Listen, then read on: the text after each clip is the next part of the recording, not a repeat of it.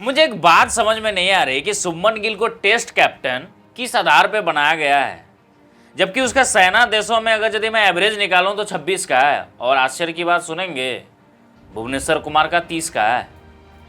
अब मेरी समझ में ये नहीं आ रहा है क्या भुवी बेस्ट बल्लेबाज है शुभमन गिल से ज़्यादा, क्योंकि हमने सेना कंट्री में हमने देखा है, हमने ऑस्ट्रेलिया में देखा है। देखिए, उन्होंने बॉर्डर गावस्कर ट्रॉफी साल 2021 में 90 रन बनाए तो थे, और वहाँ टीम इंडिया जीती भी थी और बॉर्डर गावस्कर ट्रॉफी भी जीती थी।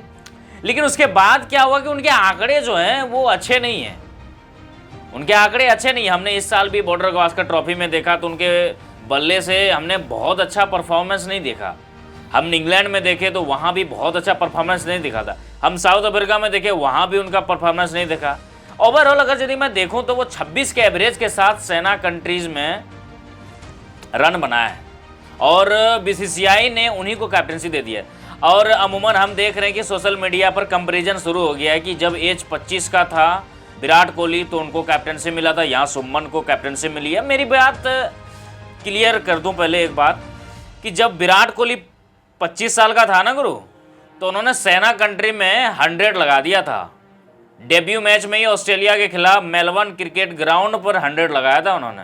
इंग्लैंड में 100 बनाया था, साउथ अफ्रीका में 100 बनाया, न्यूजीलैंड में 100 बनाया, ऑस्ट्रेलिया में 100 बनाया।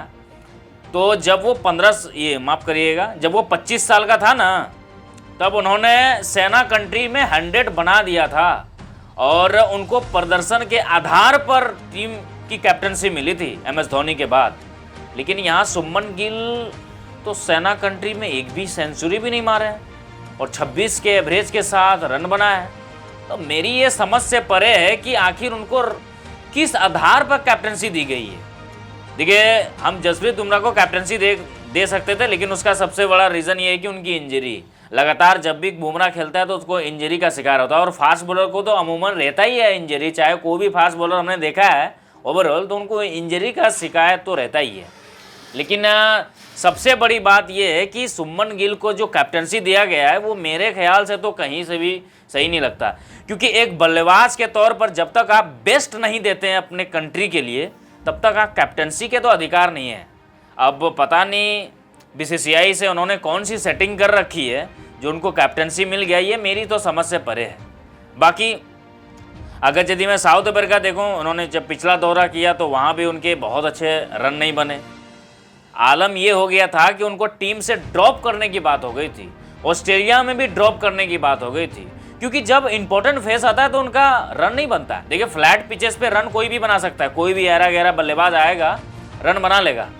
लेकिन जब बात स्विंग या इन स्विंग रिवर्स स्विंग की आएगी तो वहाँ ये बल्लेबाज को हमने चलते तो नहीं देखा। हमने केएल राहुल को इससे बेस्ट देखा है, केएल राहुल को हमने बेस्ट देखा, इनसे तो फुटवर्क में तो बहुत बेस्ट है। इंग्लैंड में उन्होंने जब जब जरूरत पड़ा था रन बनाया था, ऑस्ट्रेलिया में रन बनाया, साउथ अफ्रीका में रन बनाया, न्यूजीलैंड में रन बनाया, तो उन्होंने साबित किया अपने आप को। तो उनको आज बोलते हैं कि केएल राहुल, आज क्यों बोल रहे हैं सभी कि केएल राहुल का नंबर 4 पे खेला, उसका रीजन है क्योंकि उन्होंने वो करके दिखाया। लेकिन शुभमन गिल अभी अभी तो शुरू हुए हैं और इनको कैप्टनसी दे दिया। एक तो वैसे भी दबाव में ये नहीं खेल पाते, ऊपर से इनको कैप्टनसी का दबाव मिलेगा। क्या ये सक्सेस होगा या फिर बीसीसीआई कहीं मिस कर रही है? मुझे तो लग रहा है मिस कर रही है। बाकी आप बताइए कि क्या इस समय सही था, जरूरी उनको कैप्टनसी देना ये जरूरी था? क्या उनका और भी ऑप्शन नहीं बन सकता था?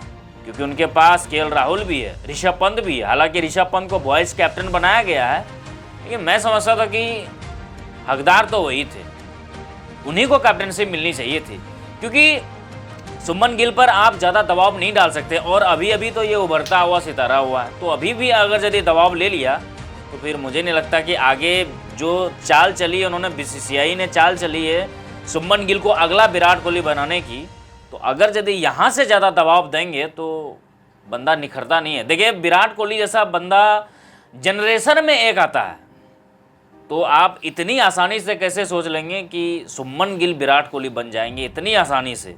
उसके लिए बहुत मेहनत करनी पड़ेंगी। बाकी आप अपने सवाल दागिए फटाफट।